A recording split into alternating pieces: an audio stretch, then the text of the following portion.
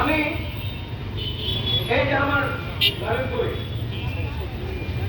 আমার এই 14 জুলাই যোদ্ধা, আমাদের ঠাকুরের পরে 19 জুলাই যোদ্ধা, হ্যাঁ, সে এক বছরে যে মৌলিক চিকিৎসারা তার 100 খালা রোজা এই যোদ্ধা দেখা পাচ্ছে একটু সামাজিক ভাবে একটু ক্লোজ করে একটু ক্লোজ করে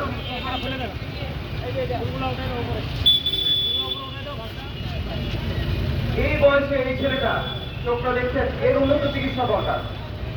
এই উন্নত চিকিৎসা এছাড়া আরো কয়েকজন দরকার, অথচ কোনো ভ্রুক্ষেপ নাই। এটাকে বিদেশে মানে উন্নত চিকিৎসার জন্য বিদেশে পাঠিয়ে দিয়ে হবে, কোনো বিকল্প নাই।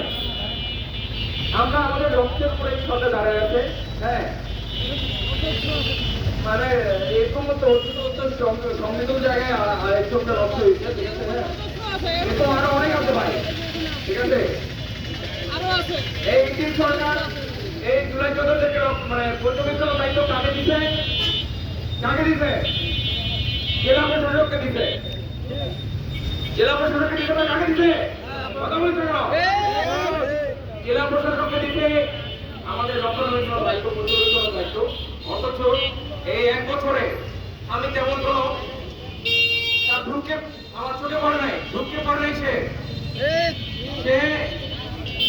এর মতো আহতদেরকে চিকিৎসার জন্য তার কোনো পদক্ষেপ আমাদের চোখে পড়ে নাই। আমরা 1টা বছর ওয়েট করেছি, সাবলীল আচরণ করেছি, কিন্তু আমাদের কাঙ্ক্ষিত যে পাওয়াটা সেটাই পাইলাম না। আপনারা কিসের রাস্তা চালাচ্ছেন?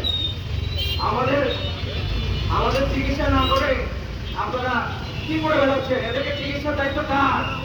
আপনাদেরকে অভিভাবক হিসাবে নিয়োগ দেওয়া হয়েছে। আপনি আপনার দায়িত্ব ঠিক মতো পালন করতেছেন না। জেলা প্রশাসক, জেলা প্রশাসক, আপনি কান ভালো করে, আপনি কান দিয়ে ভালো করে শুনেন। আপনার কারণে, আপনার অবহেলার কারণে আজকে জুলাই 14 থেকে নানা রকম প্রতিবন্ধকতার মতো পড়তে হচ্ছে আমাদেরকে।